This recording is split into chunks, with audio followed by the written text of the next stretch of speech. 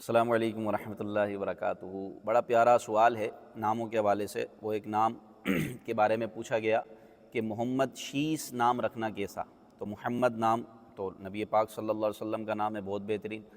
شیس نام رکھنا کیسا ہے؟ تو شیس یہ دراصل حضرت آدم علی نبینا وعلیہ صلاۃ والسلام کے ایک بیٹے کا نام ہے جن کو اللہ نے نبوت عطا فرمائی۔ تو جب انبیاء کرام کے ناموں کا معاملہ آ جائے تو اس میں کوئی مطلب یا معنی نہیں دیکھا جاتا، کیونکہ نبیوں کے سارے نام، تمام نبیوں کے نام اعلیٰ و رفع ہیں، ان ناموں کے رکھنے پر برکتیں ہی ملنی ہیں۔